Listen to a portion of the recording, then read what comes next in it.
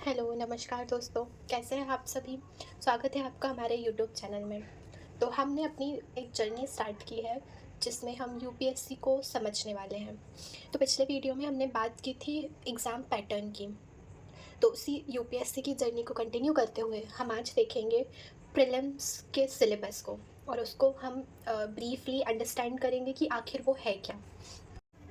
आज का वीडियो हम थोड़ा छोटा ही रखेंगे, जिसमें हम सिर्फ प्रीलिम्स से डील करेंगे। नेक्स्ट वीडियो में हम मेंस के सिलेबस को कंटिन्यू करेंगे और साथ ही साथ मैं आपको प्रीलिम्स के लिए कुछ यूज़फुल टिप्स भी दूंगी। तो जुड़े रहिए इस वीडियो में। जैसे कि हमने कल देखा था कि यूपीएससी प्रीलिम्स में 2 पेपर होते हैं। पेपर 1 जो कि 200 मार्क्स का होता है, पेपर 2 जो कि 200 मार्क्स का होता है। दोनों की ही ड्यूरेशन भी 2 आवर्स होती है, दोनों के मार्क्स भी 200 होते हैं। दोनों में बेसिकली डिफरेंस क्या होता है कि जो पेपर 1 होता है उसमें 100 क्वेश्चंस आते हैं और जो पेपर 2 होता है उसमें 80 क्वेश्चंस आते हैं। तो आज हम इसके सिलेबस को ब्रीफली समझेंगे। तो जो पेपर 1 है, इसके सिलेबस में हमें सबसे पहले करंट अफेयर्स आता है, जिससे सबसे ज़्यादा क्वेश्चंस पूछे जाते हैं वो है करंट इवेंट। सारी चीज़ें इसी से रिलेट हो जाती है, जैसे कि करंट इवेंट, मान लीजिए अगर कोई प्लेस करंट इवेंट में या करंट अफेयर्स में आपको देखने को मिलेगी, तो उससे रिलेटेड ये हिस्ट्री भी पूछ सकते हैं, जोग्राफी भी पूछ सकते हैं, वहाँ की पॉलिटी पे भी क्वेश्चंस पूछ सकते हैं। तो मतलब हर सब्जेक्ट के क्वेश्चंस आप ये कह सकते हैं कि करंट अफेयर्स के ही इर्द गिर्द घूमते हैं। फिर उसके बाद जो एक्सप्लिसिटली यूपीएससी ने सब्जेक्ट दे रखे हैं, जैसे history of India and Indian national movement, क्योंकि इंडियन नेशनल मूवमेंट बहुत इंपॉर्टेंट है, इसलिए इसको अलग से एक टॉपिक दे के अलग से इसको इम्पोर्टेंस दी गई है।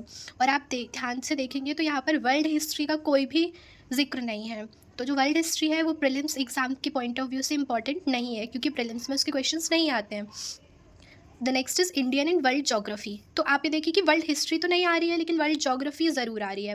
तो इसमें हमारी physical geography, social geography, economic geography, geography of India and world, ये सब कुछ इसी में इंक्लूडेड है, which is the topic titled. इसके आगे बढ़ेंगे तो आप देखिए कि इंडियन पॉलिटी एंड गवर्नेंस, जैसे कि कल हमने देखा था कि पेपर 1 में पॉलिटी आता है, गवर्नेंस आता है, कॉन्स्टिट्यूशन के बारे में सबसे ज़्यादा क्वेश्चंस पूछे जाते हैं। तो कॉन्स्टिट्यूशन बहुत इंपॉर्टेंट टॉपिक है।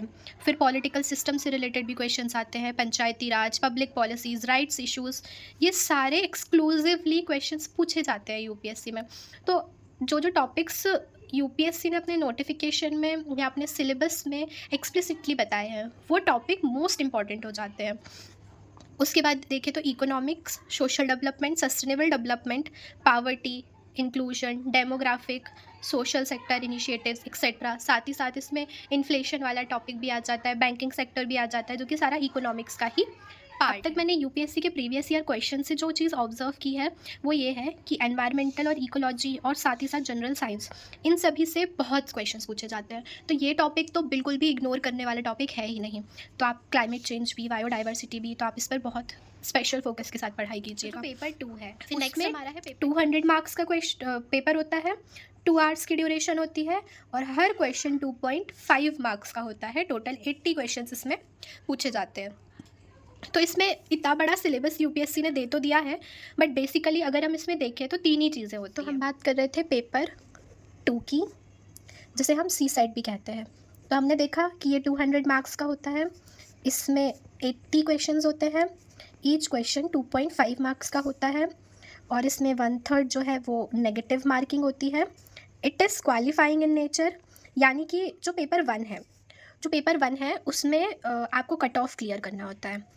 पेपर 1 में कट ऑफ जाता है, लेकिन पेपर 2 क्वालिफाइंग होता है। इसमें आपको सिर्फ 1/3 मार्क्स लाने होते हैं, जो कि अगर 200 के हिसाब से देखें तो 67 अप्रॉक्स मार्क्स आते हैं। तो अगर आपके 67 मार्क्स आ जाते हैं तो आपने सी सेट क्वालिफाई कर लिया है। तो हम बात करेंगे अब इसके सिलेबस की। तो जो सी सेट है, इसके सिलेबस में मेनली 3 ही टॉपिक होते हैं। First one is maths, second is RC which is reading comprehensions, third one is reasoning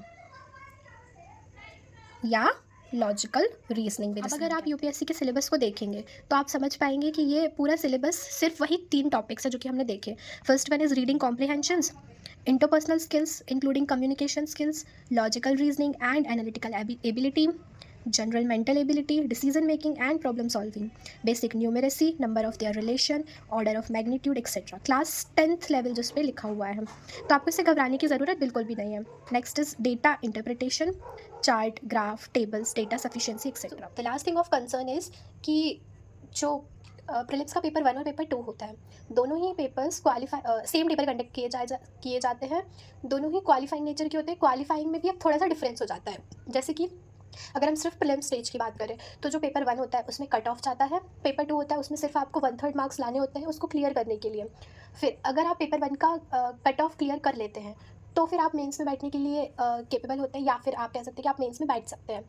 लेकिन फिर जो आपका फाइनल रिजल्ट होता है उसमें आपके प्रीलिम्स के मार्क्स नहीं ऐड होते हैं, यानी कि पेपर 1 के भी मार्क्स ऐड नहीं होते हैं। तो इसीलिए प्रीलिम्स जो एग्ज़ाम होता है उसे हम क्वालिफाइंग कहते हैं।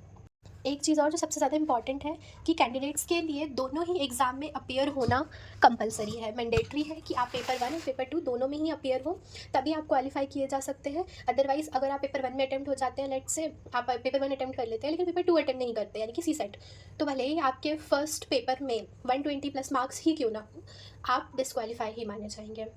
So thank you for watching this video. हम अपने सारे यूपीएससी के सिलेबस को बहुत ब्रीफली अंडरस्टैंड करेंगे, कॉम्प्रिहेंसिवली अंडरस्टैंड करेंगे। तो आप हमारे साथ इस जर्नी में जुड़े रहिए। नेक्स्ट हम एक वीडियो बनाएंगे जिसमें हम मेंस के सिलेबस को बहुत कॉम्प्रिहेंसिवली समझेंगे। तो मेंस के जितने भी पेपर होते हैं हम सारे पेपर के क्वेश्चंस को समझेंगे और सिलेबस को समझेंगे। साथ ही साथ हम एक वीडियो भी आगे बनाएंगे जिसमें हम एक स्ट्रेटजी प्लान भी बनाएंगे। एक स्ट्रेटजी 1 ईयर के लिए, एक 2 ईयर के लिए और एक 3 ईयर के लिए। साथ ही साथ आपको मैं एक जनरल एक वीडियो भी बना दूंगी जिसमें सारी जो स्टैंडर्ड्स बुक रहेंगी या जो प्रेफरेबल स्टडी मटेरियल रहेगा वो मैं आपको प्रेफर कर दूंगी। और उसके लिए जुड़े रहिए हमारी वीडियोस से। Thank you.